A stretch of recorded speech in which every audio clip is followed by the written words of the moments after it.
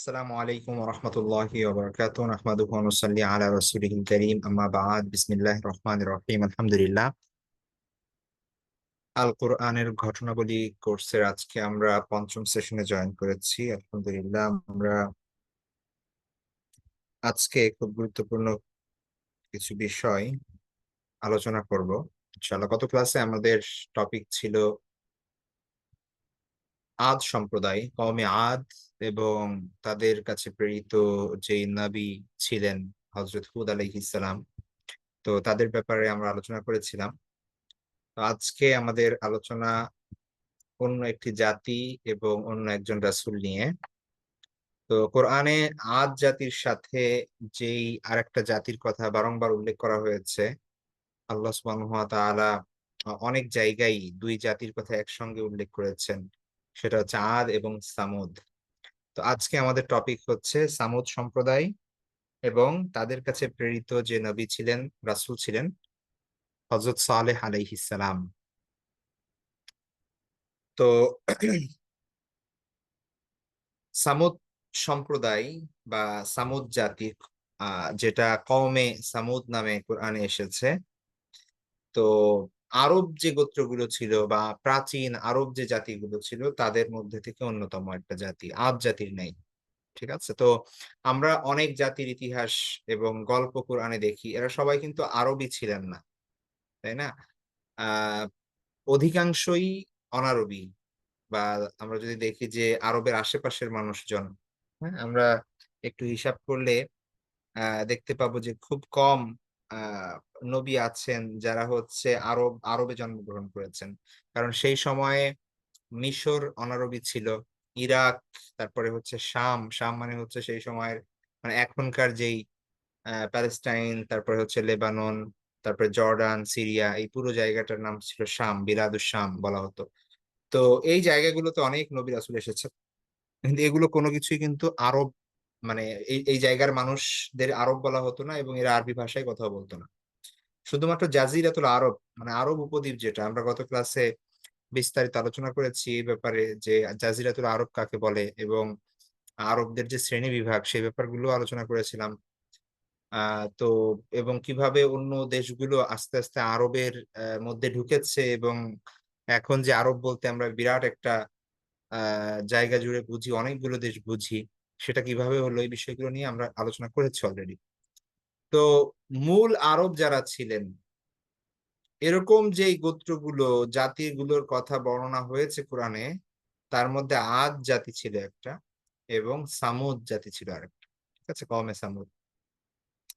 তো কওমে সামুদের আলোচনা কোরআনে বিভিন্ন সূরায় আল্লাহ সুবহানাহু ওয়া তাআলা উল্লেখ করেছেন এবং আহ আদ জাতির পরবর্তীতে আমরা জানি যে আদ জাতিকে যেভাবে তাদের অবাধ্যতার কারণে ধ্বংস করে দেওয়া হয়, তাদের পরবর্তীতে যেই জাতি, যেই জাতির উত্থান হয় জাজিরাতুল আরবে, এবং একটা মানে খুবই পাওয়ারফুল এবং শক্তিশালী একটা ন্যাশন হিসেবে, একটা জাতি হিসেবে তাদের উত্থান হয় এই সামুদ জাতির। আল্লাহ সুবহানাহু ওয়া তাআলা তাদেরকে অসম্ভব আহ শারীরিক শক্তি দিয়েছিলেন, তেমনি ভাবে অসাধারণ দক্ষতা দিয়েছিলেন। সেই সময়ের কথা যদি আমরা বিবেচনা করি তাহলে মানে এইটা আমরা এখন কল্পনাও করতে পারি না যে সেই সময়ের মানুষ কিভাবে এত অ্যাডভান্স ছিল। তো আল্লাহ সুবহানাহু ওয়া তাআলা তাদের মধ্যেই সালেহ আলাইহিস সালামকে নবী হিসেবে প্রেরণ করেন। আমরা ধীরে ধীরে বিষয়গুলো নিয়ে আলোচনা করব। কোরআনে আল্লাহ সুবহানাহু ওয়া তাআলা অসংখ্য জায়গায় তাদের কথা আলোচনা করেছেন। যেমনি ভাবে সূরা হুদের মধ্যে আমরা দেখি যে ওয়া ইলা সামুদা আখাহুম সালিহা, অর্থাৎ আল্লাহ সুবহানাহু ওয়া তাআলা কি বলছেন যে আমি সামুদ জাতির কাছে তাদের ভাই সালেহ আলাইহিস সালামকে প্রেরণ করেছিলাম। তিনি সেখানে গিয়ে কি করেছেন? বলেছেন, ইয়া কওমি আবুদুল্লাহ মা লাকুম মিন ইলাহিন গায়রু, হে আমার সম্প্রদায়, হে আমার কওম, তোমরা আল্লাহর ইবাদত করো। তোমাদের কি হলো যে তোমরা আল্লাহ ব্যতীত অন্য কারো ইবাদত করছো? আল্লাহ ছাড়া, তিনি ছাড়া তো আর কোনো ইবাদত নেই। তো এইভাবে তিনি তার জাতিকে সতর্ক করেন এবং বিভিন্নভাবে তাদেরকে দাওয়াত দেন। সেই বিষয়গুলো আমরা সামনে ইনশাআল্লাহ আলোচনা করব। তো ১ম এ ছামূদ জাতির ব্যাপারে আমরা জানবো। ছামূদ জাতির সময়কাল নিয়ে যদি আমরা আলোচনা করি, তো এ ব্যাপারে মানে মুসলিম স্কলার এবং মুফাসসিরিন কেরাম এবার এ ব্যাপারে একমত যে সামুদ জাতির আগমন হয়েছিল আদ জাতির পরে এবং ইব্রাহিম আলাইহিস ইসলামের পূর্বে। তো আমি আবারও বলছি, এখানে এক্সাক্ট টাইম ফ্রেম তো আমরা কখনোই নির্ধারণ করতে পারবো না, আল্লাহ ভালো জানেন। বাকি আমরা বলেছিলাম গত ক্লাসে যে 3000 বা 2500 বছর পূর্বে সেই সময় হচ্ছে আপনার আদ জাতির বসবাস ছিল। মানে 3000 এখন থেকে না, এখন থেকে হিসাব করলে হচ্ছে আপনার প্রায় 5000 বছর আগে। আর খ্রিস্টপূর্ব প্রায় 3000 বছর পূর্বে সেই সময় আদ জাতির অবস্থান ছিল। তো সেই হিসাবে আমরা যদি দেখি তাহলে সামুদ জাতি হয়তো বা তাদের একটা বর্ণনা এসেছে যে এরকম যে তারা 500 বছর পরে এসেছে, আদ জাতির 500 বছর পরে সামুদ জাতির উত্থান হয়, এরকম একটা বর্ণনা আছে। তো তো বাকি আহ নির্ধারিত, মানে একদম নির্দিষ্ট ভাবে কোনো ধরনের ওইভাবে কোনো বর্ণনা নাই।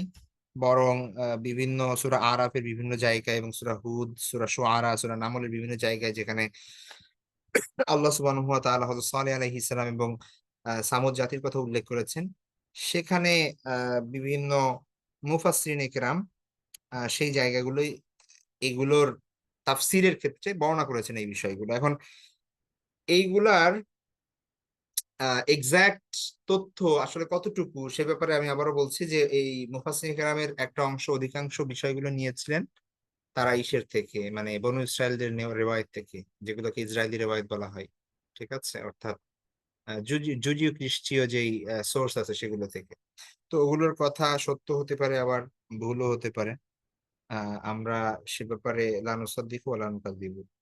তো সেখানে বর্ণনা আছে যে আপনার আদ জাতি ধ্বংসের প্রায় 500 বছর পরে আহ সালেহ আলাইহিস ইসলাম কওমে সামুদের প্রতি নবী হিসেবে প্রেরিত হন। ঠিক আছে। আর আরবের যে প্রভাবশালী এবং শক্তিশালী সমৃদ্ধ যে জাতিদের ইতিহাস ছিল পূর্বে, তাদের মধ্যে সামুদ হচ্ছে দ্বিতীয় জাতি।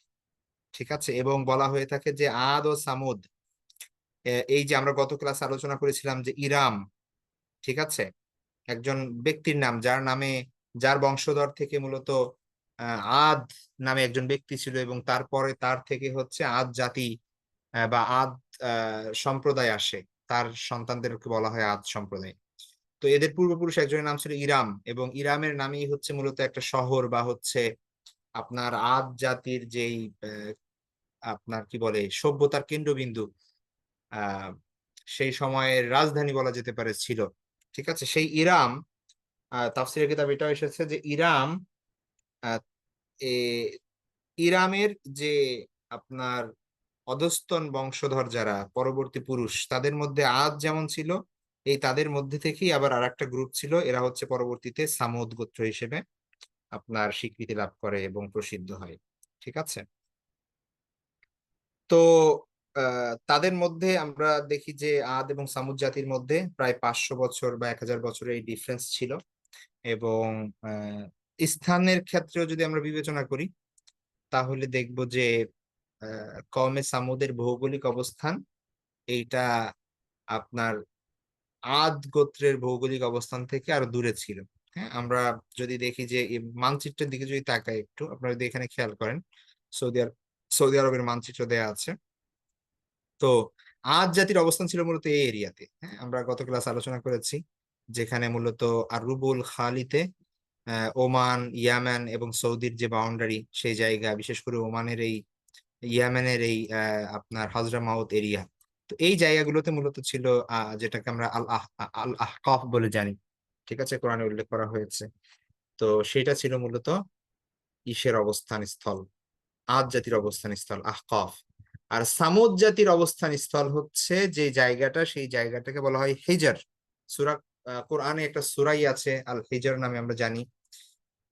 তো সেই হিজরটা হচ্ছে আপনার এটা যেরকম আরবের মানে জাজিরাতুল আরবের একদম দক্ষিণ সাইডের দিকে, ঠিক আছে, দক্ষিণ পূর্ব বলা যেতে পারে, কারণ এটা হচ্ছে পূর্ব।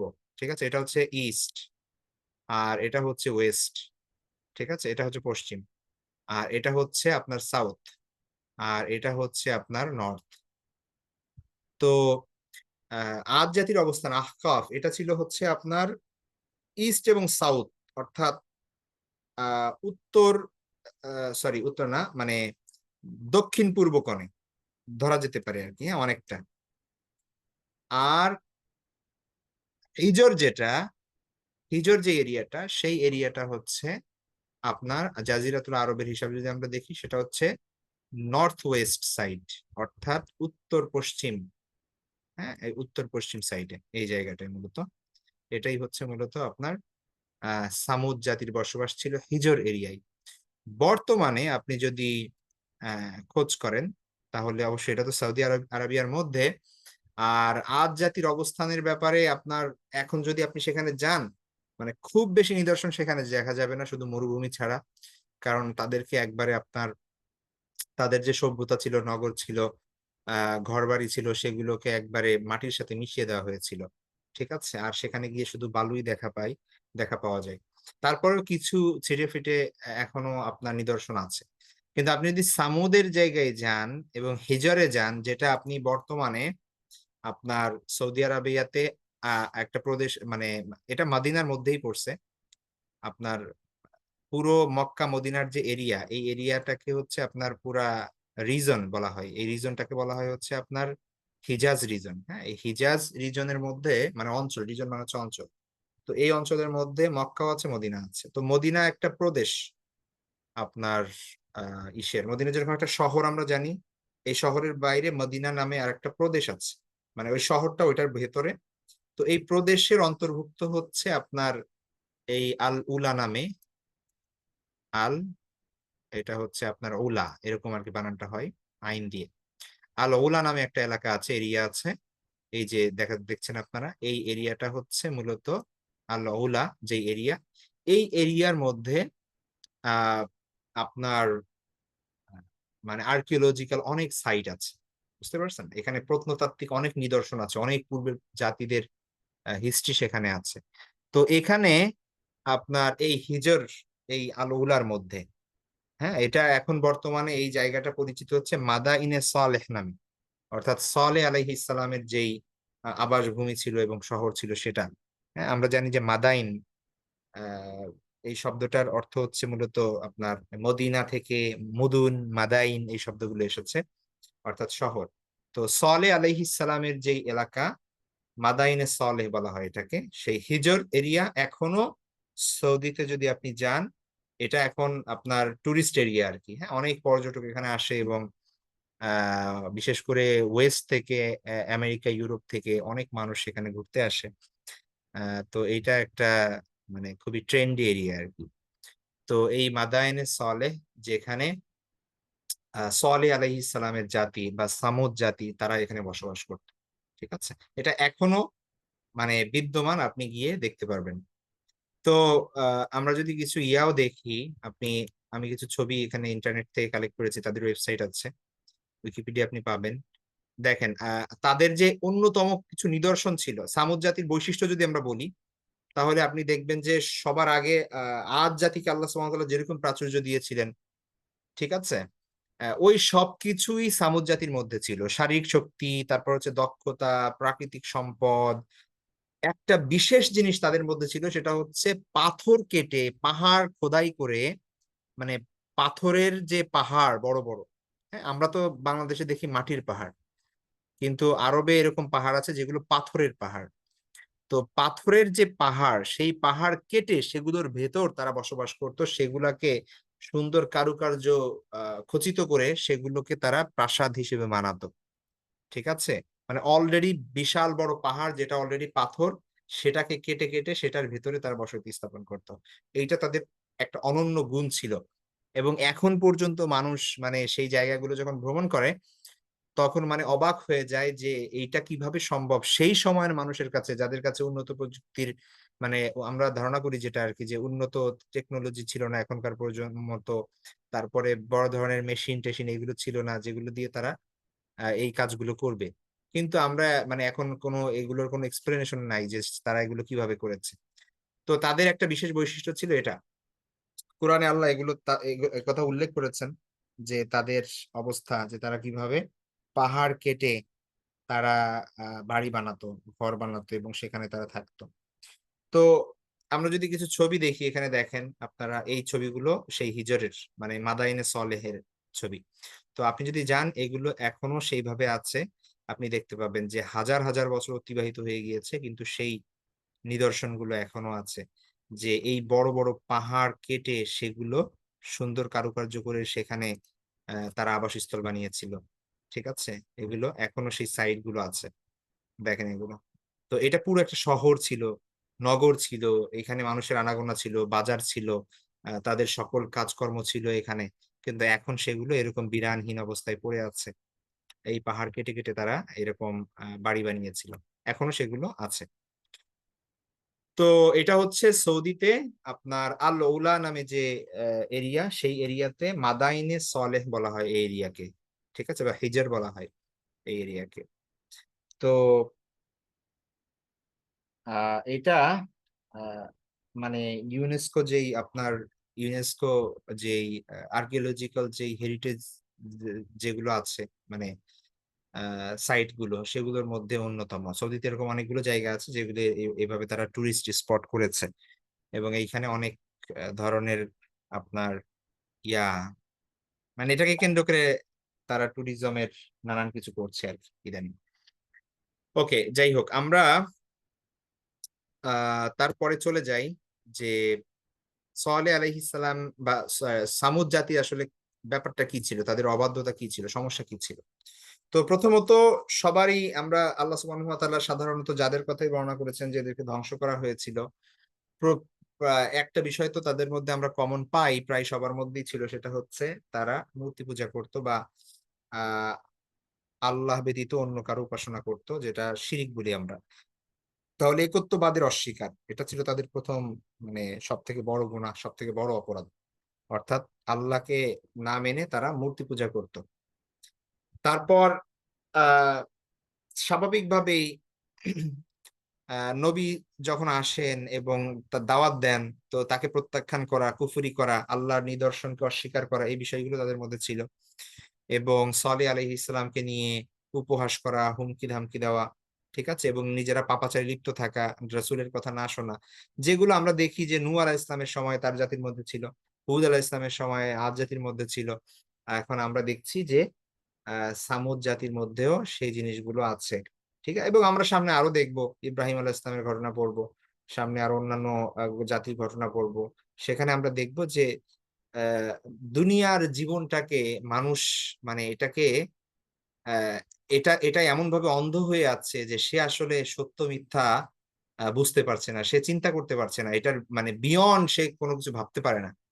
সে শুধু চিন্তা করে যে আমি আহ আমার চাকরি, আমার ব্যবসা, আমার পরিবার, আমার শরীর স্বাস্থ্য, আমার টাকা পয়সা, আমার কমফোর্ট, ঠিক আছে, সে শুধুমাত্র এই জিনিসগুলো ভাবে। এর বাইরে গিয়ে ভাবা এটা খুব কঠিন কাজ আসলে। ঠিক আছে? তো আহ, আপনি আমি আলহামদুলিল্লাহ যে একটা টাচে আছি শুরু থেকে, তাই না? আল্লাহ সুবহানাহু ওয়া তাআলা মুসলিমদের মধ্যে জন্মগ্রহণ করার তৌফিক দান করেছেন এবং হয়তোবা দিন বোঝার সুযোগ দিয়েছেন। তো এই কারণে আপনার কাছে হয়তো ব্যাপারটা অন্যরকম, কিন্তু সাধারণত যারা দুনিয়ার মধ্যে মজে আছে এবং ধর্ম নিয়ে চিন্তা করার সময় পায় না, নামাজ, রোজা, হজ, যাকাত, আল্লাহ, রাসূল, কোরআন, এগুলো নিয়ে তাদের কোনো ভাবার চিন্তা করার সময় নাই, মুহূর্ত নাই, সব সময় তারা ব্যস্ত দুনিয়া দুনিয়া দুনিয়া। তো তাদের ব্যাপারে একটু চিন্তা করে দেখেন যে আহ, এরা ওই অবস্থা থেকে মানে এই অবস্থা থেকে এইগুলাকে পজ করে সে যে বিয়ন্ড কোনো কিছু ভাববে, এইটা এইটা অনেক কঠিন ব্যাপার। ঠিক আছে? যেটা আমরা দেখি যে প্রত্যেকটা জাতি এভাবে কি হয়েছে, মানে অনেক সময় তো আল্লাহ সুবহানাহু ওয়া তাআলা সরাসরি নিদর্শন দেখার পরেও তাদের বুঝে আসে না, বা তারা অস্বীকার করে বসে বসে। তো সামুদ জাতির অবস্থাটাও এই ছিল। ঠিক আছে? সামুদ জাতির অবস্থাটা এই ছিল, তাদের মধ্যে শিরিক ছিল, কুফর ছিল, তাদের মধ্যে নানান ধরনের পাপাচার ছিল।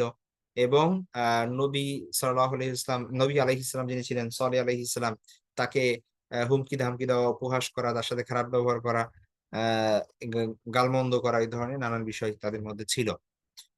তো সালেহ আলাইহিস সালাম মূলত, আমরা যদি সালেহ ইসলামের ব্যাপারটা দেখি, যে সালেহ আলাইহিস সালাম মূলত তিনি নবী এবং রাসূল, হুদ আলাইহিস সালামের মতোই, যিনি আদ জাতির কাছে প্রেরিত হয়েছিলেন, আর সালেহ আলাইহিস সালাম প্রেরিত হয়েছেন সামুদ জাতির কাছে।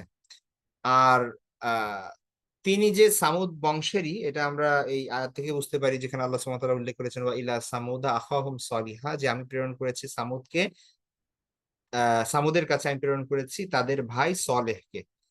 তো মুফাসসিরিনে কেরাম বলেন যে এই তাদের ভাই যে উল্লেখ করা হয়েছে, এটা দ্বারা আখাহুম দ্বারা মূলত বোঝাচ্ছে যে তাদের স্বগোত্রীয়, অর্থাৎ আল্লাহ সুবহানাহু ওয়া তাআলার নিজামই এটা, যে তিনি মূলত যেখানে প্রেরণ করেন রাসূল বা নবী, তাদের মধ্যে থেকেই প্রেরণ করেন, এবং যাতে করে তারা এই মানুষটাকে অলরেডি জানে যে এই ব্যক্তি সৎ, এই ব্যক্তি বুদ্ধিমান, এই ব্যক্তি সম্মানিত, এই ব্যক্তি কখনো মিথ্যা কথা বলেনি, এই ব্যক্তি কখনো কাউকে ধোঁকা দেয়নি, কখনো কারোর সাথে খারাপ ব্যবহার করেনি। সুতরাং হঠাৎ করে অল অফ আ সাডেন, মানে এই লোক হঠাৎ করে মিথ্যা কথা বলার তো কোনো মানে নাই, তাই না?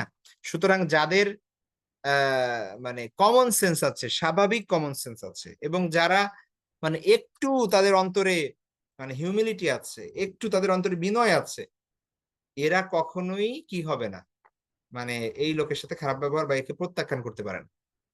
কারণ সারা জীবন ধরে এই সোসাইটির মধ্যেই থেকে গিয়েছে, এদের মাঝেই তাদের বসবাস, সবাই জানে তার জন্ম সম্পর্কে এবং জন্মের পর থেকে নিয়ে তার ব্যবহার, আচার ব্যবহার, হ্যাঁ, তার সবকিছু। যে কখনো মিথ্যা বলেনি, যে কখনো কাউকে ধোঁকা দেয়নি, কারোর সাথে খারাপ ব্যবহার করেনি, খারাপ কথা বলেনি। হ্যাঁ, সবার উপকার করে গিয়েছে, সবার নিজের মানে সর্বোচ্চ চেষ্টা দিয়ে সবার হেল্প করার চেষ্টা করেছে। হঠাৎ কেন সে মানুষের খারাপ হঠাৎ কেন সে মানুষের সাথে খারাপ ব্যবহার করবে? এটা তো হয় না, তাই না? হঠাৎ কেন সে মানে তাদের প্রতিমাগুলোকে নিয়ে খারাপ কথা বলবে? তো খারাপ কথা বলতে তাদের মতে খারাপ কথা। আসলে তো কোন রাসূলও মানে তাদের সাথে খারাপ ব্যবহার করেন নাই, এবং খারাপ কথাও বলেন নাই। বরং যেটা সত্য সেটাই বলেছেন, যে এগুলো মূলত ইলাহ না, বা রব না, প্রতিপালক না। এগুলো কিছু করতে পারে না। এগুলো তো আর খারাপ কথা না। তো সালেহ আলাইহিস সালাম তিনি তার শুরু থেকেই নবুয়ত লাভের পূর্বেও, তাফসীর কারকগণ, মুফাসসিরিনে কেরাম তারা উল্লেখ করেছেন যে তিনি নবুয়ত লাভের পূর্বেও তার জাতির মধ্যে তিনি সততা, ন্যায়পরায়ণতা, তারপরে হচ্ছে বিচক্ষণতা, এবং এই জন্য তিনি প্রসিদ্ধ ছিলেন এবং পরিচিত ছিলেন। তো সালেহ আলাইহিস সালাম মূলত আপনার আহ আদ হুদ আলাইহিস সালামের পরে, অবশ্যই নূহ আলাইহিস সালামের পরে তো অবশ্যই, এবং ইব্রাহিম আলাইহিস সালামের পূর্বে তিনি এসেছেন। এই ব্যাপারে মোটামুটি মুফাসসিরিনে কেরাম একমত পোষণ করেছেন। তো সোয়ালে আলাইহিস সালামকে আল্লাহ সুবহানাহু ওয়া তাআলা সামুদ জাতির কাছে পাঠালেন, এবং আহ, তিনি যে বিষয়গুলো তাদের কাছে তুলে ধরলেন, সবার আগে একত্ববাদের আহ্বান দিলেন। হ্যাঁ, ইয়া কওমি আবুদুল্লাহ মা লাকুম মিন ইলাহিন গায়রু, হে আমার কওম, তোমরা আল্লাহর ইবাদত করো, তোমাদের কি হলো, তিনি ছাড়া তো মা লাকুম মিন ইলাহিন গায়রু, মানে হচ্ছে তোমাদের আর কোনো ইলাহ নেই তিনি ছাড়া। হ্যাঁ, তিনি ছাড়া তোমাদের জন্য অন্য কোনো ইলাহ নেই, তোমাদের আর কোনো ইলাহ নেই তিনি ছাড়া। তো এটা হচ্ছে সকল নবীর দাওয়াতের মূল বিষয়, প্রথম যে বিষয়টা, একটা সমাজ ঠিক করার, যেটা তাওহীদের ভিত্তিতে। ঠিক আছে, এই জায়গাটা যদি ঠিক না হয়, তাহলে মূলত আর কোনো কাজে আসে না, সামনে আর অগ্রসরই হইতে পারে না মানুষ। ঠিক আছে, আপনি এখনকার সমাজে যদি চিন্তা করেন, একটু ভালোভাবে যদি বোঝার চেষ্টা করেন, দেখেন এখন এই যে আপনার নারী সংস্কার কমিশনের রিপোর্ট নিয়ে বা তাদের সুপারিশনামা নিয়ে কত ধরনের কথা হচ্ছে, তাই না? তো আপনি যদি কোনো একটা টপিক নিয়ে যে ডিসকাস করেন, যেমন ধরেন তারা বলছে যে আহ, যে উত্তরাধিকার যে আইন আছে, ইসলামী আইন বা কোরআনের যে বিধান, সেটা বাদ দিতে হবে, বরং সবার জন্য সমান আইন করতে হবে। হ্যাঁ, হিন্দু, মুসলিম, বৌদ্ধ, খ্রিস্টান, এগুলো ধর্মভিত্তিক আলাদা কোনো মানে আলাদা কোনো ল থাকতে পারবে না। এটা হচ্ছে ইউনিফিকেশন একটা ইয়া হবে, ইউনিফাইড একটা ল হবে, আর সবার জন্য সমান আইন হবে। একটা মুসলমানকে যতটুকু জন্য যে আমি আলাদা মুসলিম ল বলে কোনো কিছু নাই। ঠিক আছে, তো এই ক্ষেত্রে তারা করছে যে, যেমন আহ ইসলামের যে বিধান, সেই ক্ষেত্রে দেখা যাচ্ছে যে কিছু তারতম্য আছে। আহ ওইটা তো ইনসাফের ভিত্তিতে করা, ঠিক আছে, আল্লাহ সুবহানাহু ওয়া তাআলার হিকমত থেকে করা। কিন্তু তারা সেটাকে কি করতেছে, সেটাকে পরিবর্তন চাচ্ছে। এখন আপনি ধরেন এটাকে লজিক দিয়ে, যুক্তি দিয়ে নানান ভাবে এটাকে ট্যাকল দিলেন। এইভাবে কয়টা জিনিসের ট্যাকল দিবেন আপনি? মানে কয়টা জিনিস আপনি যুক্তি দিয়ে তাদেরকে ভালো করে বোঝাবেন? ঠিক তারা বলছে ধরেন যে এই যে আহ, আপনার গণিকা বৃত্তি বা পতিতা বৃত্তি, প্রস্টিটিউশন, এটাকে একটা এদেরকে মানে এটাকে শ্রমের মর্যাদা দিতে, এবং এটার সাথে যারা সম্পৃক্ত তো সেখানে শ্রমিক হিসেবে গণ্য করতে, এবং তাদেরকে যেন ইয়া দেওয়া হয় আর কি, এই মর্যাদা দেওয়া হয়। তো এখন এটাকে আপনি, এটা তো অযৌক্তিক আপনার কাছে, এখন এটাকে যুক্তি দিয়ে আপনি ঠিক করলেন, ঠিক আছে, এরকম কয়টা বিষয় দিয়ে আপনি কি করবেন, যুক্তি দিয়ে আপনি ঠিক করবেন? কালকে তো আবার নতুন একটা বিষয় আসবে, তারপরের দিন আবার নতুন আরেকটা বিষয় আসবে, এইভাবে যুক্তি দিয়ে ঠিক করতে করতে করতে করতে এটার আসলে কোনো, এটা কোনো মানে সুষ্ঠু সমাধান না, ঠিক আছে? আর যতই যুক্তি দেন ওরা কখনোই এই জিনিসগুলো মানবে না, আপনার কথা যতই যুক্তিযুক্ত হোক না কেন, এইটা তারা কখনো মেনে নেবে না। এটা আবার দেখবেন যে তারা যেটা বলতেছে সেটা সবাই বুঝতেছে যে অযৌক্তিক, কিন্তু সেটা সেটা নিয়ে তারা থাকবে এবং ওইটাকে এই যৌক্তিক দাবি করবে। তো মূল বিষয় যেটা সেটা হচ্ছে যে আল্লাহকে ইলাহ হিসেবে মেনে নিতে পারে নাই, মানে আমরা পারি নাই আর কি। বুঝতে পারছেন? এই হচ্ছে মেইন প্রবলেম।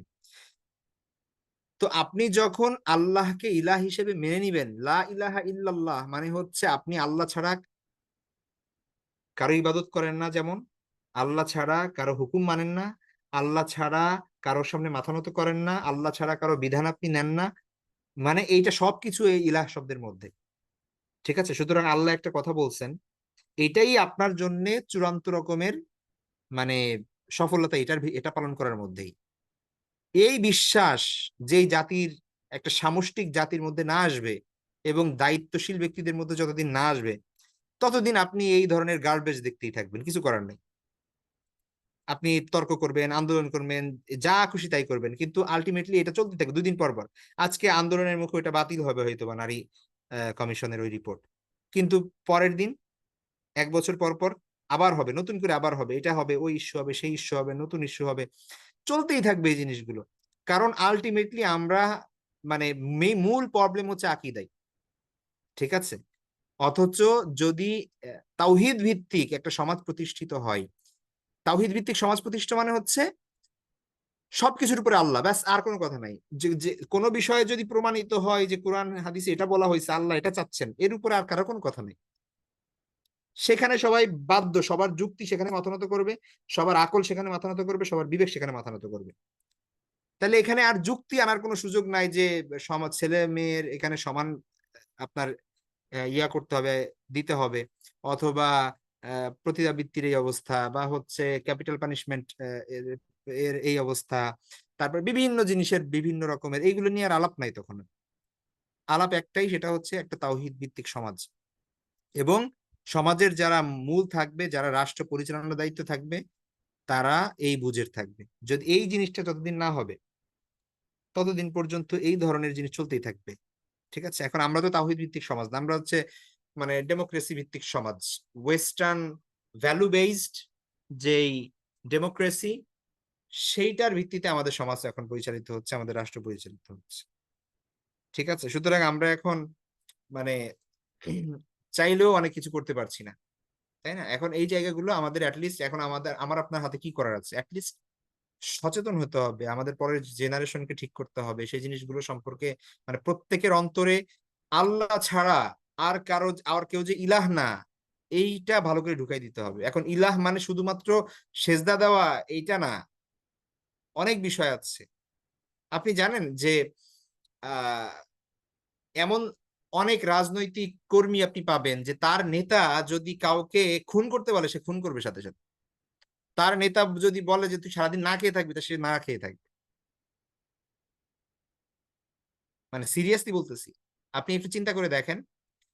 তো এরা ওই তার নেত্রীকে, তার নেতাকে তারা ওই ইলাহের স্থানে বসাইছে, ঠিক আছে? আমরা অনেকে আমাদের লাইফের টাকাকে আমরা ইলাহের স্থানে বসাইছি, ঠিক আছে? আপনার জবের জন্য আপনাকে যদি বলা হয় যে আপনি এটা করবেন, অন্যায় করবেন, আপনি তো ওইটা করবেন। আল্লাহ না করছে তো কি হয়েছে, আপনি সেটা করবেন। আপনার কাছে ব্যবসা ইম্পর্টেন্ট, টাকা পয়সা ইম্পর্টেন্ট, এই জন্য আপনি জানেন যে এটা আল্লাহ নিষেধ করছে, তারপরে করতেছেন, কারণ আপনার টাকা দরকার। তাইলে আপনি আল্লাহকে বাদ দিয়ে ওইখানে, ইলাহ তো আপনার টাকা, ইলাহ তো আপনার বস, ইলাহ তো আপনার জব, আপনার ব্যবসা, তাই না? তো লা ইলাহা ইল্লাল্লাহ মানে শুধু যে আপনি 5 ওয়াক্ত নামাজ পড়ে একদম কি কপালে দাগ বানিয়ে ফেলছেন, আর ওই পাশ থেকে আপনি সুদও খাচ্ছেন, ঘুষও খাচ্ছেন, মানুষকে ঠকাচ্ছেন, খারাপ কথা বলতেছেন, তাইলে আপনি কি হলো? লা ইলাহা ইল্লাল্লাহ হইলো না। এটা এত সহজ না ব্যাপার। লা ইলাহা ইল্লাল্লাহর মিনিং আরো অনেক ব্যাপক। আপনার জীবন চেঞ্জ করে ফেলবে। একটা মানুষ, সাহাবীদের জীবনে আপনি দেখেন একটা মানুষ যে মানে নানান ধরনের অন্যায় কাজ করে বেড়াতো জাহিলি যুগে, জাস্ট লা ইলাহা ইল্লাল্লাহ বলছে, তার লাইফ চেঞ্জ। মানে এমন না যে জাস্ট শুধু সে সব আগের কাজই করতেছে, সে ডাকাতি করতেছে, সে জিনা করতেছে, মদ খাচ্ছে, সবই করতেছে, শুধুমাত্র লা ইলাহা ইল্লাল্লাহ বলছে বলে ৫ ওয়াক্ত নামাজ পড়তে আসতেছে মসজিদে নববীতে। ব্যাপারটা এরকম? এরকম না কিন্তু। লা ইলাহা ইল্লাল্লাহ বলা মানে হচ্ছে তার আপাদমস্তক সবকিছু চেঞ্জ হয়ে যাওয়া। সবকিছু চেঞ্জ হয়ে যাওয়া। লাইফের প্রত্যেকটা জায়গা থেকে অন্য সকল কিছুকে সরিয়ে সেই জায়গায় আল্লাহকে ইলাহ হিসেবে প্রতিষ্ঠা করা। এটাই হচ্ছে লা ইলাহা ইল্লাল্লাহ। আর সকল নবীর প্রথম দাওয়াত ছিল লা ইলাহা ইল্লাল্লাহ। এটাই। আপনি কি মনে করেন যে কেন মানে নবীদের বিরোধিতা করছে সেই যুগের মানুষ? লা ইলাহা ইল্লাল্লাহ এটা মেনে নিতে হইছে। ব্যাস শেষ। তারাও তো বুঝতো যে আল্লাহ তাদের সৃষ্টি করছে বা এই প্রতিমাগুলো কিছু করতে পারে না। তাই না? এত কষ্ট কিসের এই জিনিসটা মানতে?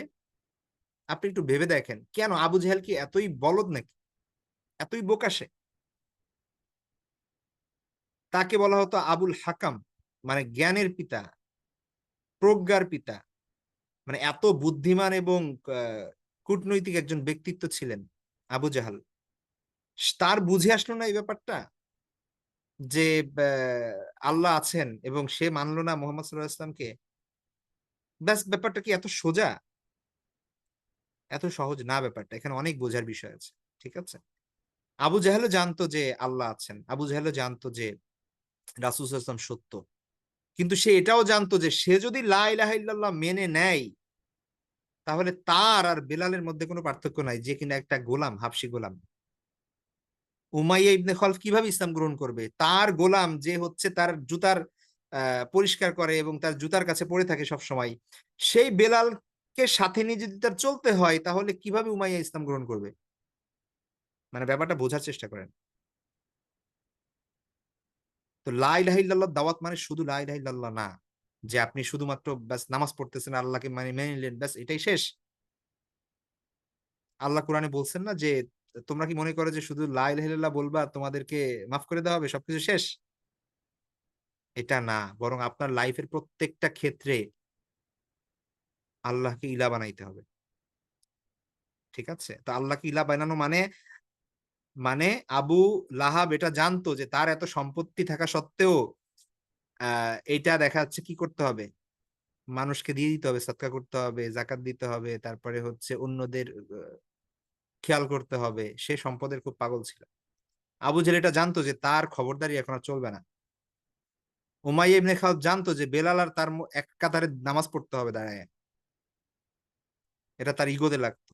এটা তার, সে জানতো যে লা ইলাহা ইল্লাল্লাহ মানে শুধু জাস্ট আমি সবকিছু আমার মতই থাকলাম আর জাস্ট মাঝে, মাঝে গিয়ে রাসূল সাল্লাল্লাহু আলাইহি ওয়াসাল্লামের কাছে গিয়ে একটু নামাজ-টামাজ পড়ে আসলাম। ব্যাস এটা মুসলমান না। এটা যদি হইতো তাহলে সবাই মুসলমান হয়ে যেত। এইটা হইলে তো আর কারো সমস্যাই ছিল না। কোন গ্যাঞ্জামি হইতো না, কোন যুদ্ধই হইতো না। আমরা যে স্টাইলে ইসলাম ফলো করি এখন, যেভাবে প্র্যাকটিস করি, এইভাবে যদি করা যেত, তাহলে ইসলামে এতগুলো যুদ্ধ হতো না আর মক্কায় কোনো কাফের থাকতো না। সবাই ইসলাম গ্রহণ করে ফেলত। এত ফ্লেক্সিবল যদি থাকতো। ঠিক আছে? তো লা ইলাহা ইল্লাল্লাহ মেনে নেওয়া মানে হচ্ছে আমূল চেঞ্জ হওয়া। আপনার লাইফ ২৪ ঘন্টা 74 বা 24/7 প্রত্যেকটা মোমেন্ট আপনি আল্লাহর কথা মতো চলছেন। ভুল হয়ে যাইতেই পারে, গুনাহ হয়ে যেতেই পারে। সেই ক্ষেত্রেও কি করতে হবে?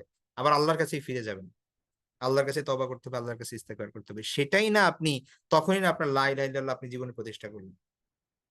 আদারওয়াইজ আপনি লা ইলাহা ইল্লাল্লাহর লাখ কলমা পড়লেন, খতম দিলেন, ১,০০,০০০ বার লা ইলাহা ইল্লাল্লাহ পড়লেন। আর আ নামাজ পড়লেন, কপাল কালো বানিয়ে ফেললেন। অথচ আপনি কি করলেন না? আপনার জীবনে পার্সোনাল লাইফ এ, আপনার ফ্যামিলি লাইফ এ, আপনার ব্যবসায়িক জীবনে, আপনার চাকুরি জীবনে, আপনার শিক্ষা জীবনে, অর্থনৈতিক জীবনে কোন জায়গায় ইসলাম নেই। কোন জায়গায় আল্লাহর বিধান প্রতিষ্ঠা করলেন না। তাহলে এইটা ওইভাবে কাজে আসবে না। ঠিক আছে? তো এই ব্যাপারটা, এটা কেন একত্ববাদের আহ্বান কেউ সাড়া দেয় না? প্রত্যেকটা জাতি আমরা দেখতেছি যে মানে এখন তো আমাদের সামনে মানে সরাসরি মুজিজার মানে নবীরা আর নাই যে সরাসরি মুজিজা আসবে। কেন সরাসরি মুজিজা দেখার পরেও মানুষ ইসলাম গ্রহণ করে না? কারণ জানতো, ফেরাউন জানতো যে আমি যদি এই মুসার কথা গ্রহণ করে ফেলি তাহলে আমার রাজত্ব শেষ, আমার সব শেষ। সে জানতো এটা। নমরুদ জানতো যে সে সে কি দেখতেছে না যে ইব্রাহিম আলাইহিস ইসলামকে আগুনে নিক্ষেপ করছে, তারপরও সে একদম সুরক্ষিত। তারপরেও কেন সে ইসলাম গ্রহণ করলো না, বা সে কেন তারপর লা ইলাহা ইল্লাল্লাহ বললো না? কারণ সে জানে লা ইলাহা ইল্লাল্লাহ বলা মানে শুধু বলা না, তার মানে হচ্ছে তার এই জীবনটা শেষ হয়ে যাওয়া, মানে একদম আপসাইড ডাউন এভরিথিং। তার যে ক্ষমতা, তার যে পাওয়ার, তার যে প্রতিপত্তি, তার যে যেভাবে শান শওকত জৌলুসের সাথে সে আছে সবকিছু শেষ হয়ে যাবে। ঠিক আছে? তো এই জন্য এটা লা ইলাহা ইল্লাল্লাহর ভার মর্যাদা অনেক বেশি, যেটা আমরা বুঝতে পারি না হয়তো। আমরা মনে করি যে কি হইছে, এই সকল জাতির কথা আল্লাহ সুবহানাহু ওয়া তাআলা তুলে ধরেছেন বারবার বারবার। তো এই জিনিসগুলো যদি আমরা না বুঝি তাহলে এগুলো পড়ে কোনো লাভ নাই। ঠিক আছে? তো সালেহ আলাইহিস সালাম অন্যান্য নবীদের মতো তিনিও সর্বপ্রথম একত্ববাদের আহ্বান করলেন। ইয়া কওমি আবুদুল্লাহ মা লাকুম মিন ইলাহিন গায়রু। আল্লাহ ছাড়া তোমাদের আর কোনো ইলাহ নেই। আল্লাহ ছাড়া আর কোনো ইলাহ নেই তোমাদের। ঠিক আছে? সুতরাং আল্লাহর ইবাদত করো। তো আল্লাহর এবং আল্লাহ সুবহানাহু ওয়া তাআলা যে সকল আয়াত, যে সকল নিদর্শন দেন সেগুলো মেনে নেওয়া, সেগুলোকে স্মরণ করা, পাপ থেকে দূরে থাকা, ক্ষমা চাওয়া, আল্লাহর কাছে ফিরে আসা, প্রত্যাবর্তন করা, তাওবা করা, এই জিনিসগুলোই তার দাওয়াতের মূল বিষয় ছিল। যেগুলো মূলত সকল নবীর ক্ষেত্রে আমরা দেখি কমন। তো এখানে সামুদ জাতির যে প্রতিক্রিয়া, এখানে একটু ভুল হয়েছে, সামুদ জাতি হবে। তো সামুদ জাতির যে প্রতিক্রিয়া, সেখানে আমরা দেখি যে আহ কিছু মানুষ ইসলাম গ্রহণ করলো, আল্লাহর প্রতি ঈমান আনলো, এবং তাদের সংখ্যা অনেক কম ছিল। আর অধিকাংশই যারা হচ্ছে মূলত সেই সময়ের মানে প্রভাবশালী নেতাদের ফলো করে মানুষ। ঠিক আছে? তো তারা তাদের ধর্মকে আঁকড়ে ধরলো, পূর্বপুরুষদের ধর্মকে আঁকড়ে ধরলো। সালেহ আলাইহিস ইসলামকে মিথ্যাবাদী বললো, জাদুকর বললো, উপহাস করলো, হ্যাঁ, বিভিন্ন ধরনের দুর্ব্যবহার করতে থাকলো। তারপরে হচ্ছে এমনকি তাকে অনেকভাবে অবজ্ঞা করতে লাগলো, যেটা কোরআনের মধ্যে এসেছে। আল্লাহ সুবহানাহু ওয়া তাআলা উল্লেখ করেছেন যে তারা বলতে লাগলো যে, হে সলেহ, তুমি তো আগে আমাদের মধ্যে অনেক সম্মানিত ব্যক্তি ছিলে। ঠিক আছে? তোমার কি হলো যে তুমি এখন আমাদের পিতৃপুরুষদের উপাস্যদের পূজা করছো না? তাদের ইবাদত করছো না? তোমার কি হয়ে গেল? তাই না? মানে এখন দেখবেন এরকম অনেক মানুষ আছে যে ফ্যামিলিতে একটা ছেলে, সে নামাজ পড়ে না, রোজা রাখে না, সে আছে তার ক্যারিয়ার নিয়ে, গান বাজনা নিয়ে, তাই না? সে খুব ভালো আত্মীয়স্বজনের কাছে, আঙ্কেল, আন্টি, তারপরে হচ্ছে সবার কাছে সে খুবই ভালো। কিন্তু যখন থেকে সে নামাজ পড়া শুরু করবে, ৫ ওয়াক্ত দাঁড়ি রাখবে, বা যেই মেয়েটা হঠাৎ পর্দা করা শুরু করবে, তারপরে হচ্ছে কাজিনদের সাথে দেখা করবে না, তাই না? মাহরাম নন মাহরাম মেইনটেইন করে চলবে, পর্দা করবে। তারপরে হচ্ছে টাকনুর উপর কাপড় পরবে। এই ধরনের যে জিনিসগুলো, তাবলিগে যাবে বা হচ্ছে ইসলামিক কোনো কাজের সাথে যুক্ত হবে। এই ধরনের যে বিষয়গুলো থাকবে, তখন দেখবেন কিছু আত্মীয় কিসের সাথে তাকায়? অবজ্ঞার সাথে তাকাতে থাকে। এবং মনে হয়, কি হইল এর? আগে তো ভালো ছিল। এখন হঠাৎ করে কি হয়ে গেল এর? ঠিক আছে? হঠাৎ করে চেঞ্জ হয়ে গেল। হ্যাঁ, কোনো সমস্যা আছে কিনা, ঝামেলা আছে কিনা, এই ধরনের চিন্তা করতে থাকে। তো এই চিন্তা ওরাও করত। হ্যাঁ, তারা বলতো যে সেইম জিনিস কিন্তু রাসূল সাল্লাল্লাহু আলাইহি ওয়াসাল্লামকে বলা হয়েছে। তাই না?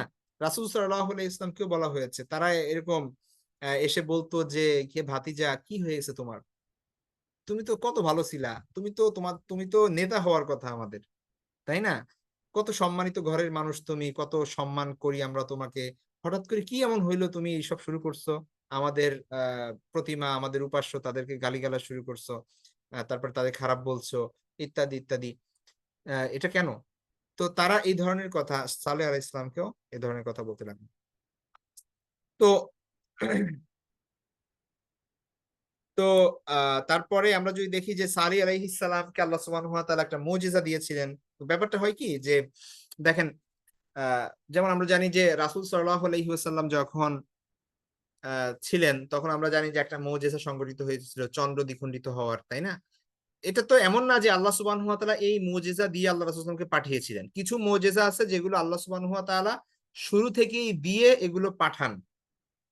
যেমন মূসা আলাইহিস সালামকে শুরু থেকে একটা লাঠি দিয়ে পাঠান, এবং আরো কিছু ক্ষমতা দিয়ে। মানে মুজিজা দিয়ে পাঠান, যেগুলো যে তুমি এগুলো নিয়ে যাও, ফেরাউন যদি অস্বীকার করে তাহলে এগুলো দেখাবা নিদর্শন হিসেবে। হ্যাঁ, তার মধ্যে একটা ছিল যে তিনি যদি হাত তার বগলের মধ্যে রাখতেন, এটা থেকে আলো বের হতো, নূর বের হতো, আলোকিত হয়ে যেত লাইটের মতো। তারপরে লাঠি ছেড়ে দিলে সাপ হয়ে যেত। তো এই ধরনের নিদর্শন যেটা অলরেডি মুজিজা আল্লাহ সুবহানাহু ওয়া তাআলা শুরু থেকেই দিয়ে রেখেছেন। আর কিছু জিনিস ঘটেছে কিছু নবীর ক্ষেত্রে যেগুলো হচ্ছে ইনস্ট্যান্টলি মানুষের চাওয়ার পরিপ্রেক্ষিতে। যেমন ধরেন আল্লাহ রাসূল সাল্লাল্লাহু আলাইহি ওয়াসাল্লাম আছেন, তিনি দাওয়াত দিচ্ছেন, তো একজন বলল যে এ একজন বলল যে আপনি যদি ওই চারটাকে দ্বিখণ্ডিত করতে পারেন তাহলে বিশ্বাস করব। এটা হচ্ছে স্পন্টেনিয়াসলি, মানে হঠাৎ করে সাডেনলি সে জিজ্ঞেস করছে। ঠিক আছে, আগে থেকে কোনো প্রিপারেশন নাই বা কোনো ধরনের কথা নাই। এমন না যে আল্লাহ রাসূল সাল্লাল্লাহু আলাইহি ওয়াসাল্লাম আগে থেকে সবাই বলছেন যে আজকে আমি তোমাদেরকে একটা মুজিজা দেখাবো, সবাই ওই জায়গায় থাকবা রাত্রে, ইত্যাদি ইত্যাদি, এরকম কিন্তু কোনো কিছু না। তো যার কারণে মানে এটা ওইভাবে কি না, মানে সবাই যে দেখতে পেয়েছেন এরকম না ব্যাপারটা। ঠিক আছে, কারণ সবাই থাকবে ঘরের মধ্যে বিভিন্ন জায়গায়, ইত্যাদি ইত্যাদি। তো সেই সময় সেইখানে যারা উপস্থিত তাদের কথার পরিপ্রেক্ষিতে এই জিনিসটা হয়েছে। তো সালেহ আলাইহিস সালামের সঙ্গে এরকম একটা বিষয় হয়েছে। সেটা হচ্ছে যে সালেহ আলাইহিস সালাম যখন তাদেরকে দাওয়াত দেন, তারা সেটা স্বীকার করে না, তারা অস্বীকার করে, প্রত্যাখ্যান করে। তো তো আ এখন কিভাবে তিনি প্রমাণ করবেন যে তিনি নবী? তো তারা বিভিন্নভাবে তাকে কটাক্ষ করতে লাগলো। হ্যাঁ? একজন দুষ্টুমি করে ওই সময় আমরা অলরেডি জানি যে সেই সময় অনেক পাথর ছিল এবং পাথর কেটে, কেটে তারা বাড়ি বানাতো, ঘর বানাতো। তো বড় একটা পাথরের পাহাড় যেটা সেখানে ছিল, তো ঐটার সামনে তারা বিভিন্ন কথা বলছিল। তো সলেহ আলাইহিস সালামকে তো একজন অ্যা ঠাট্টা করে দুষ্টুমি করে বলল যে, "ঠিক আছে, তোমার কথা আমি মেনে নিব। পারলে এমন কিছু দেখাও আ যে যে যেটা আমরা করতে পারবো না বা সাধারণ মানুষ করতে পারে না। যেটা প্রমাণ করবে যে তুমি আল্লাহর নবী।" তো তিনি বললেন যে, কি করব?" ঠিক আছে? তো তখন তারা বলল, "কি করা যায়, কি করা যায়?" তো একজন হঠাৎ করে বলল যে, "এই যে পাথর আছে, এই পাথর থেকে তুমি একটা বের করো।" ঠিক আছে? একটা একটা উটনি বের করো। একটা she camel বের করো। ঠিক আছে? All over sudden. তো তারপর আরেকজন বলতে লাগলো যে, আ "ঠিক আছে, একটা উট বের করো। কিন্তু এটা কিন্তু অনেক বড় হইতে হবে। এত বড় হতে হবে যে আমরা এরকম উট অন্য কোথাও দেখি নাই।" তার সাথে, সাথে তারপরে আরেকজন আবার দুষ্টুমি করে বলল, "ঠিক আছে, যাও। এমন একটা উটনি বের করবা যেটা হচ্ছে মানে ১০ মাসের গর্ভবতী। অর্থাৎ সে মানে যেকোনো সময় বাচ্চা প্রসব করবে। অর্থাৎ তার ভেতরেও আরেকটা কি আছে? অ্যা বাচ্চা আছে, উটনি আছে।" ঠিক আছে? তো এইভাবে তারা একেকটা এরকম করতে লাগলো। সবাই কিন্তু দুষ্টুমি করতেছে। তারা তো সিউর যে এটা তো সম্ভব না কখনো। ঠিক আছে? একটার পর একটা এরকম দুষ্টুমি করতেছে। টিটকারি করছে। তো তারপরে সালেহ আলাইহিস সালাম অবশেষে তাদের কথা শেষ হলে বললেন যে, "আচ্ছা, ঠিক আছে, যদি এটা আমি করতে পারি, তাহলে কি তোমরা স্বীকার করবে যে আমি আল্লাহর রাসূল এবং তোমরা কি আমার কথা মেনে নিবে?" তারা তো ধরেই নিছে যে হাসাহাসি করতে লাগলো যে এটা তো কখনো সম্ভব না। তো বলল যে, "আচ্ছা, ঠিক আছে।" তো তখন সালেহ আলাইহিস সালাম আল্লাহর কাছে দোয়া করলেন এবং ওই পাথর থেকে পাথর ফেটে তাদের চোখের সামনে এরকম একটা উটনি বের হলো। যেই উটনিটার মতো বড় বিশাল উটনি তারা আর আগে কখনো দেখে নাই এবং যেটা একটা গর্ভবতী উটনি এবং মানে জীবন্ত একটা উটনি ওইখান থেকে হেঁটে আসলো। তো স্বাভাবিকভাবেই তাদের এটা উচিত ছিল কি করা? এত বড় একটা নিদর্শন দেখে সালেহ আলাইহিস সালামকে বিশ্বাস করা এবং তার উপর বিশ্বাস স্থাপন করা, আল্লাহকে মেনে নেওয়া। তারা এটাকে কি করলো? মানে এটা সারা শহরে ছড়িয়ে দিল যে, "দেখো কত বড় জাদুকর সে। সে এরকম একটা কাজ করছে।" ঠিক আছে? অর্থাৎ তাকে প্রত্যাখ্যান করল। জাদুকর বলে সারা শহরে ছড়িয়ে দিল। কানাঘুষা করতে লাগলো যে, "দেখছো এরকম একটা কাজ করছে সে। এরকম একটা জাদুকর।" তো এই ধরনের কথা ছড়িয়ে দিতে লাগলো। ঠিক আছে? তো যাই হোক, তারপরেও তারা এই বিশ্বাস স্থাপন করল না। কিন্তু এখন তাদের কথা অনুযায়ী সেই ইয়াটা তো চলে আসছে। মানে সেই উটনিটা তো চলে আসছে। এখন সেই উটনিটা তো মানে আয়াতুল্লাহ, আল্লাহর একটা নিদর্শন, চাক্ষুষ নিদর্শন। এটা তো কোনো মানে এমন উটনি যেটা অন্য কোনো মায়ের গর্ভ থেকে জন্মগ্রহণ করে নাই। বরং আল্লাহ স্বয়ং সেটাকে এটা পাথরের মধ্য থেকে বের করে এনেছেন। তো এটার গুরুত্ব তো অনেক বেশি। ঠিক আছে? তো এইটা উট আপনারা জানেন যে একসঙ্গে অনেক বেশি পানি পান করে এবং আপনার এটা ছিল অনেক বড় একটা উট। এত বড় উট যে মুফাসসিরিনে কেরাম লিখেছেন যে তাদের যে পানির খাওয়ার যে জায়গা ছিল, ঝরণা ছিল, আহ পুরা শহরের মানুষ যে পানি খেত, ওই উট একলাই সেই পানি খেত, এবং ওই উট যদি সেখান থেকে পানি পান করতো তাহলে ওই দিন আর অন্য কেউ পানি পান করতে পারতো না। তো তখন তাদের ক্ষেত্রে মানে এটা আল্লাহ সুবহানাহু ওয়া তাআলার নির্দেশনা অনুযায়ী সালেহ আলাইহিস সালাম ভাগ করে দিলেন যে এটা আল্লাহর উটনি, যেহেতু তোমরা এটাকে কোনো কষ্ট দিও না, এটাকে বাধা দিও না, ঠিক আছে।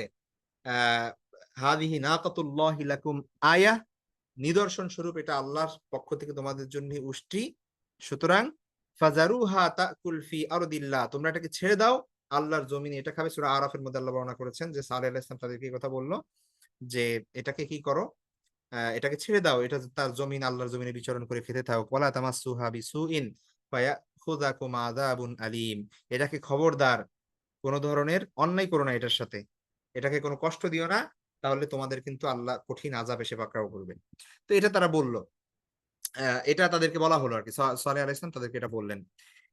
এবং আহ তাদের জন্য নির্ধারণ করে দিলেন, আল্লাহ সুবহানাহু ওয়া তাআলার আদেশ দিয়ে নির্ধারণ করে দিলেন যে একদিন এই উষ্টি পানি খাবে এই কূপ থেকে, আর একদিন তোমরা পানি খাবে, ঠিক আছে। তো তোমাদের একদিন, এটা উটের একদিন, এটা ভাগ করে দেওয়া হলো। এবং কেউ যেন কোনোভাবে কোনো ধরনের ক্ষতি না করে এটাও সতর্ক করে দিলেন তাদেরকে। কিন্তু সামুদ জাতির যে দুষ্কৃতিকারীরা এবং প্রভাবশালী কিছু ব্যক্তি, তারা এটাকে হত্যা করার পরিকল্পনা করলো, ঠিক আছে। এবং এক্স্যাক্টলি কতজন ছিল, কারা কারা ছিল, এই ধরনের তো সরাসরি কোরআনে নাই। বাকি কোরআনে সূরা আশ-শামসে যদি আমরা দেখি সেখানে তো আছে, আপনারা অনেকে মুখস্থ আছে হয়তো বা আছে আয়াতগুলো, কাযযাবাত সামুদু বিতাগওয়াহা ইযিম বাআসা আশকাহা, যে কাযযাবাত সামুদু বিতাগওয়াহা, সামুদ জাতি কি করলো, কাযযাবাত মিথ্যাবাদী সাব্যস্ত করলো, ঠিক আছে, তাদের সীমা লঙ্ঘনের কারণে তারা মিথ্যারোপ করলো, তারা প্রত্যাখ্যান করলো আল্লাহর কথাকে, রাসূলকে। ইযিম বাআস আশকাহা, যখন তাদের সবচেয়ে হতভাগ্য ব্যক্তিটি অগ্রসর হলো, তৎপর হয়ে উঠলো। ইমবাআসা মানে হচ্ছে তৎপর হয়ে ওঠা, ঠিক আছে। তাহলে ইযিম বাআসা আশকাহা, সামুদ গোত্রের সবচেয়ে হতভাগা ব্যক্তি সে তৎপর হয়ে উঠলো, মানে সে অগ্রসর হলো, মানে কিসের জন্য, উটকে হত্যা করার জন্য। ফাকালা লাহুম রাসূলুল্লাহি নাকাতাল্লাহি ওয়া সুকিয়াহা, তখন আহ আল্লাহ মানে সালেহ আলাইহিস সালাম যখন বুঝতে পারলেন যে তাদের এই ধরনের ফন্দি আছে, তখন তিনি সতর্ক করলেন আবার যে খবরদার, তোমরা কিন্তু কি করো না, এটা কিন্তু আল্লাহর উষ্টি, সুতরাং আল্লাহ সুবহানাহু ওয়া তাআলা একে যে পান করার অধিকার দিয়েছে সেটার ব্যাপারে তোমরা সীমা লঙ্ঘন করো না, সতর্ক হও। তো তারপরে আল্লাহ বলছেন যে ফাকাযযাবুহু ফাআকারুহা, তারা এটাকে মানলো না, মিথ্যারোপ করলো, সালেহ আলাইহিস সালামকে মিথ্যাবাদী বললো এবং এই উটনিকে হত্যা করলো, ঠিক আছে। তো শেষ পর্যন্ত আল্লাহর নিদর্শন এই উটটিকে তারা হত্যা করলো। তো এটা ছিল তাদের পক্ষ থেকে চরম সীমা লঙ্ঘন, মানে সীমা লঙ্ঘনের একটা ইয়া আছে, এটা একদম চরম লেভেলে পৌঁছে গিয়েছিল। তো এই আয়াতে আশকাহা অর্থাৎ সবচেয়ে হতভাগ্য ব্যক্তি, আল্লাহ তো নাম উল্লেখ করে না এক্স্যাক্টলি, বাকি সব থেকে প্রধান অপরাধী বোঝানো হয়েছে, অর্থাৎ সে হয়তোবা মূল পরিকল্পনাকারী ছিল হত্যা করার, অথবা সরাসরি এই কাজে অংশ নিয়েছিল। তো তাফসির গ্রন্থে তার নাম এসেছে বিভিন্ন সোর্স থেকে, সেটা হচ্ছে কিদার অথবা কুদার, কিদার বিন সালিফ অথবা কুদার বিন সালিফ, ঠিক আছে। এটা আপনার সামুদ গোত্রের একজন ব্যক্তি, ধূর্ত ব্যক্তি। তো যখন এই সীমা লঙ্ঘন করলো তারা, তখন আল্লাহ সুবহানাহু ওয়া তাআলা তার আযাব তাদের উপর চাপিয়ে দিলেন। সালেহ আলাইহিস সালাম তাদেরকে 3 দিনের সময় বেঁধে দিলেন যে তোমরা তোমাদের যে সীমা ছিল সেটা অতিক্রম করে ফেলছো, তোমরা চরম সীমা লঙ্ঘন করছো, এখন আর আল্লাহর শাস্তি থেকে ফিরানোর আর কোনো সুযোগ নাই, আল্লাহর শাস্তি তোমাদের উপর অবধারিত। তো তিনি মুমিন যারা ছিল তাদেরকে নির্দেশ দিলেন যে তারা এই এলাকা যেন ছেড়ে চলে যায়, এবং 3 দিন তাদেরকে সীমা বেঁধে দিলেন যে 3 দিনের মধ্যে তোমাদের কাছে আযাব আসবে। তো তারপরে তারা সেখান থেকে চলে গেলেন, সালেহ আলাইহিস সালাম সহ অন্যরা, যে যারা আর কি মুমিন ছিল। আর এর মধ্যে এরা খুব মানে সালেহ আলাইহিস সালাম নেই, কোনো মুমিনরা নেই, তাদের সকল মানে তারা মনে করলো যে আমাদের মানে যত ধরনের বিপদ আপদ ছিল সব মনে হয় যে চলে গেছে, উটও নাই, এখন তারা প্রতিদিন পানি পান করতে পারছে কূপ থেকে। তারপরে সালেহ আলাইহিস সালামও নাই, মুমিনরাও নাই, যে তাদের কাছে বারবার এসে দাওয়াত দিবে বা হচ্ছে তাদেরকে বোঝানোর চেষ্টা করবে, হ্যাঁ। তো এখন তারা শুধুমাত্র একদম ফ্রি, তো তারা এটা নিয়ে পার্টি করতে লাগলো, মজা করতে লাগলো, উৎসব করতে লাগলো। হ্যাঁ, তো তো পরের দিন যখন মানে একদিন যখন গেল, প্রথম দিন তাফসীর কিতাবে এসেছে তাদের চেহারা হলুদ বর্ণ হয়ে গেল। ঠিক আছে, তো তারপরও তারা তাদের মানে আল্লাহ সুবহানাহু ওয়া তাআলা 3 দিন অ্যাটলিস্ট তাদের সময় দিয়েছেন। এই সময়ের মধ্যেও মুফাসসিরিনে কেরাম বলেন যে যদি তারা সবাই মিলে তওবা করত, তারপরেও আল্লাহ সুবহানাহু ওয়া তাআলা হয়তো তাদেরকে ক্ষমা করে দিতেন। অথবা তাদেরকে আল্লাহ সুবহানাহু ওয়া তাআলা নিদর্শনও দিয়েছেন যেন তারা বুঝতে পারে যে তারা তারা কিন্তু ভুলের মধ্যে আছে। তো তারা দেখলো যে প্রথম দিন চলে গেল, কোনো কিছু হয় না। পরের দিন সারা আবার সবাই জমা হলো, একত্রিত হলো, আনন্দ করতে লাগলো, বললো যে কই আযাব তো আসে না। হ্যাঁ, তাদের চেহারা সেই সময় লাল বর্ণের হয়ে গেল দ্বিতীয় দিনে। কিন্তু তারপরেও তারা কোনো ভ্রুক্ষেপ করলো না, তারা হাসি তামাশা করতে লাগলো। এবং তৃতীয় দিনে তাদের চেহারা মুফাসসিরিন কেরাম লিখেছেন যে কালো হয়ে গেল। এবং তারপরেও তারা কি করলো না, তাদের অবাধ্যতা থেকে ফিরলো না। অবশেষে আল্লাহ সুবহানাহু ওয়া তাআলার পক্ষ থেকে তাদের কাছে আযাব আসলো। আযাবের ব্যাপারে আয়াতগুলো যদি আমরা দেখি, যে আল্লাহ সুবহানাহু ওয়া তাআলা বললেন যে ফাআখাযাতহুমুর রাজফাতু ফাআসবাহু ফি দারিহিম জাসিমিন। এমন ভূমিকম্প তাদেরকে পাকড়াও করলো যে তারা তাদের গৃহে মানে সবাই মরে উপুড় হয়ে পড়ে রইল। ঠিক আছে?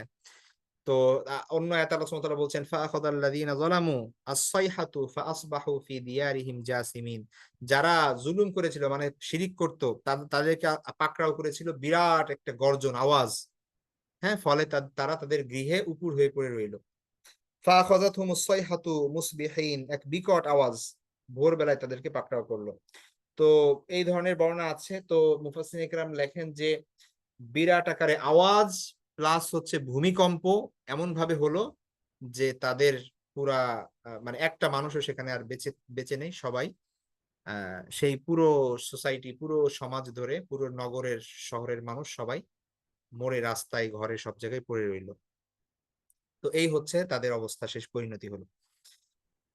তো তাদের উপর আহ কয়েক ধরনের আযাব এসেছিল, বিকট শব্দ, ভূমিকম্প। আবার কেউ কেউ লিখেছেন যে এই যে আওয়াজের কথা বলা হচ্ছে এটা মূলত ছিল বজ্রপাত। ঠিক আছে, তো সেটাও হতে পারে। তো আল্লাহ সুবহানাহু ওয়া তাআলা সেই এই অবাধ্য জাতিকে সম্পূর্ণরূপে ধ্বংস করে দেন এবং সলিহ আলাইহিস ইসলাম এবং ঈমানদারদেরকে তা আযাব থেকে রক্ষা করেন। তো এই হচ্ছে তাদের ঘটনা। তো আমরা এখান থেকে অবশ্যই অন্য ঘটনার মতো এখান থেকে একত্ববাদের গুরুত্বর শিক্ষা নিতে পারি। নবীগণের প্রতি আনুগত্য, মুজিজার উদ্দেশ্য। ঠিক আছে, মুজিজা নবীদের সত্যতা প্রমাণের জন্য আল্লাহর পক্ষ থেকে দেওয়া। সুতরাং আল্লাহ রাসূল সাল্লাল্লাহু আলাইহি ইসলামের সব থেকে বড় মুজিজা হচ্ছে তার কোরআন। ঠিক আছে, তো কোরআন এই জন্য একজন মানুষের হিদায়তের জন্য কোরআন আসলে যথেষ্ট। কোরআনের এমনকি আপনি যদি এখন দেখেন যে যারা ইসলাম গ্রহণ করে রিসেন্টলি এবং করেছে মানে ওয়েস্টার্ন কান্ট্রি বলেন, এদের অধিকাংশ দেখবেন যে এর এর মাধ্যম ছিল কোরআন। ঠিক আছে, খুব কম মানুষ, একটা সময় এমন ছিল যে মুসলমানদের আচার আচরণ, সভ্যতা, কালচার, তাদের আচার ব্যবহার, তাদের মানে এই মূল্যবোধ, এগুলো দেখেই মানুষ ইসলাম গ্রহণ করতো। এখন মুসলমানদের দেখে কেউ ইসলাম গ্রহণ করে না। ঠিক আছে, ইসলাম যদি কেউ গ্রহণ করে খুঁজে দেখবেন যে তার পেছনে আছে কোরআন। সে বাই চান্স কোরআন স্টাডি করছে কোনোভাবে, তারপরে সে তার মধ্যে কোশ্চেন যাচ্ছে, সত্যতা সম্পর্কে কিছুটা ধারণা পেয়েছে, আরো ঘাটাঘাটি করতে গিয়ে সে ইসলাম গ্রহণ করছে। মানে ম্যাক্সিমাম 90% কেস হচ্ছে এটা। ঠিক আছে, তো এই জন্য আল্লাহর কোরআন যেটা, এটা এখন পর্যন্ত মুজিজা, জীবন্ত মুজিজা, যেটা কিয়ামত পর্যন্ত থাকবে। তো একটা বিষয় বলে শেষ করব যেটা এটার সাথে সম্পৃক্ত। আল্লাহ রাসূল সাল্লাল্লাহু আলাইহি ওয়াসাল্লাম যখন তাবুকে যান, তাবুক একটা স্থানের নাম, যেটা হচ্ছে আপনার মদিনা পার হয়ে মানে মদিনা থেকে, এটা আপনার এই ম্যাপে যদি দেখেন এটা হচ্ছে মক্কা, এটা হচ্ছে মদিনা, আর এটা হচ্ছে আপনার হিজর বা এই যে মাদাইনে সলে, আর তাবুক হচ্ছে ধরেন এই এরিয়াতে। হ্যাঁ, তো আপনি মদিনা থেকে যখন তাবুকে যাবেন তখন এই আপনার মূলত এটার পাশ দিয়ে যেতে হবে বা এটার উপর দিয়ে যেতে হবে। ঠিক আছে, হিজর বা হচ্ছে এই মাদাইনে সলের উপর দিয়ে যেতে হবে। তো আল্লাহ রসুল সাল্লাল্লাহু আলাইহি ওয়াসাল্লাম যখন তাবুক থেকে ফিরেন, সম্ভবত ফিরেন বা যান, সম্ভবত ফিরেন, সেই সময়ের ঘটনা। তো তিনি সাহাবীদেরকে বলেছিলেন এই এই জায়গাগুলো দেখিয়ে যে আহ তিনি বলেছিলেন, একটা হাদিস আছে, সহিহ বুখারীর বর্ণনা আছে যে আব্দুল্লাহ ইবনে ওমর রাদিয়াল্লাহু তাআলা থেকে বর্ণিত, তিনি বলেন যে লাম্মা মাররা নবী সাল্লাল্লাহু আলাইহি ওয়াসাল্লাম বিল হিজর, যখন এই হিজর এরিয়া দিয়ে আল্লাহ রাসূল সাল্লাল্লাহু আলাইহি ওয়াসাল্লাম অতিবাহিত হচ্ছিলেন, ক্বালা, তিনি বললেন, লা তাদখুলু মাসাকিন আল্লাযিনা যালামু আনফুসাহুম যে যারা নিজেদের উপর জুলুম করেছে, অর্থাৎ পূর্বের যে জাতিগুলো যাদেরকে আল্লাহ ধ্বংস করে দিয়েছেন তাদের জুলুমের কারণে, এদের আবাসস্থলে প্রবেশ করো না, ইল্লা আন তাকুনু বাকিন, তবে ক্রন্দনরত অবস্থায় ছাড়া, হাদারান আই ইউসিবাকুম মা আসাবাহুম, হ্যাঁ, এই ভয়ে যে তাদের উপর যে বিপদ এসেছিল তা তোমাদের উপরও আসতে পারে। সুম্মা আসরা, অতঃপর তিনি দ্রুত চলতে লাগলেন, হাত্তা আজাজ্জাল ওয়াদিয়া খাল্লাফাহু, অতঃপর তিনি দ্রুত কি করলেন, সেই উপত্যকা অতিক্রম করে গেলেন এবং দ্রুত গতিতে চললেন। তো এটা সহিহ বুখারীর 3380 নম্বর হাদিস। তো এইটা হচ্ছে মাদাইনে সলের ব্যাপারে আল্লাহ রাসূল সাল্লাল্লাহু আলাইহি ওয়াসাল্লামের হাদিস। তো এই কারণে সাহাবায়ে কেরাম ওই জায়গা দিয়ে পরবর্তীতে যখন যেতেন, মানে খুব দ্রুত চলে যেতেন, বা পাশ এড়িয়ে যেতেন। কারণ আল্লাহ রাসূল সাল্লাল্লাহু আলাইহি ওয়াসাল্লাম কি করেছেন, ওটা বলেছেন যে পূর্ববর্তী যে জাতি ধ্বংস হয়েছে, তাই না? তো আহ, এইখানে এই এই মানে এইটা তো চাক্ষুষ নিদর্শন, মানে এর থেকে বড় নিদর্শন আর কি আছে, যে এইখানে সামুদ্রা বসবাস করতো। আর আল্লাহর অবতার কারণে এত প্রাচুর্য থাকা সত্ত্বেও, পাথর কেটে পাহাড় কেটে বাড়ি বানানো এত বড় প্রযুক্তি থাকা সত্ত্বেও, হ্যাঁ, এত শক্তিশালী হওয়া সত্ত্বেও আল্লাহ তাদেরকে ধ্বংস করে দিয়েছেন। সুতরাং এই ভয়ে তো মানুষের ক্রন্দন করা উচিত, কাঁদা উচিত, তাই না? তো আল্লাহ রাসূল বলেছেন যে তোমরা এখানে যেও না, তবে মানে ক্রন্দন করা অবস্থায় ব্যতীত, অর্থাৎ যদি তোমরা নিজেদেরকে মানে এই উদ্দেশ্য যাও, ইমান বৃদ্ধির উদ্দেশ্যে, তাইলে যেতে পারো।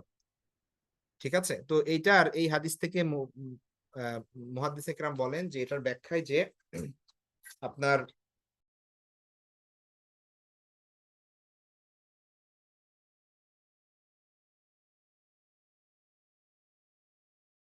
তো এই হাদিস থেকে মুহাদ্দিস একরাম বলেন যে আপনার যে যেই সব এরিয়ার ব্যাপারে আমরা জানি যে এই জায়গাগুলো হচ্ছে ধ্বংসপ্রাপ্ত হয়েছে, তাই না? আহ আল্লাহ সুবহানাহু ওয়া তাআলা এদের প্রতি অভিসম্পাত করেছিলেন, তো সেই এরিয়াগুলো মানে রিক্রিয়েশনের জন্য বা হচ্ছে এন্টারটেইনমেন্টের জন্য না যাওয়া। ঠিক আছে? এবং এই ব্যাপারে ফতোয়া আছে যে এখানে কেউ যদি যায় তাহলে তার কি করা উচিত, আপনার মানে যাওয়া না জায়েজ না, বাকি হচ্ছে আপনি এটা থেকে শিক্ষা গ্রহণ করা, এটা থেকে ঈমান তাজা করা বা ক্রন্দন করা, আল্লাহর ভয় অন্তরে রাখা, এটা জরুরি। গেলাম, সেলফি তুললাম, ভিডিও করলাম, তাই না, অনেক সুন্দর মানে পোস্ট করলাম, তারপরে হচ্ছে একটা বিনোদনের জায়গা বানালাম, এটা নাজায়েজ বলেছেন। ঠিক আছে? বাকি আপনাদেরকে কিছু তথ্য দিয়ে রাখি, সেটা হচ্ছে মানে খুবই দুঃখজনক ব্যাপার, এবং এটা মানে এই দুঃখের কোনো শেষ নাই, সেটা হচ্ছে মানে সৌদি সরকার কিন্তু এই আল উলা যেটা এরিয়াটা, আল উলা এরিয়া যেটা বললাম আমি, যে এরিয়াটাই মূলত শুধুমাত্র মাদাইনে চলে না, বরং আরো অনেক নিদর্শন আছে এই এই ধরনের যে এরিয়াগুলা, এই মাদাইনে চলে, এই উলা নিয়ে সৌদি আরব কিন্তু এখন এটাকে ট্যুরিজম স্পট বানিয়েছে। এবং এখানে আপনার কি করে, তারা বিভিন্ন ফেস্টিভ্যাল, বিভিন্ন মানে আয়োজন করে। ঠিক আছে?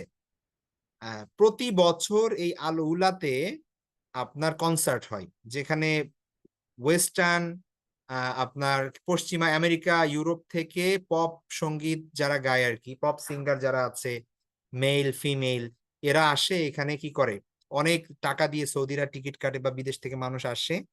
তারপরে হচ্ছে আপনার আগে থেকে বুক করে রাখতে হবে, তারপরে এখানে আসবেন। তারপরে হচ্ছে এই কনসার্ট গুলো হয়। এমনকি আপনি যদি নেটে সার্চ করেন যে মানে ওদের আলাদা ওয়েবসাইট আছে যে এক্সপেরিয়েন্স আল উলা, ঠিক আছে, এটা সৌদির মানে রয়্যাল কমিশনের।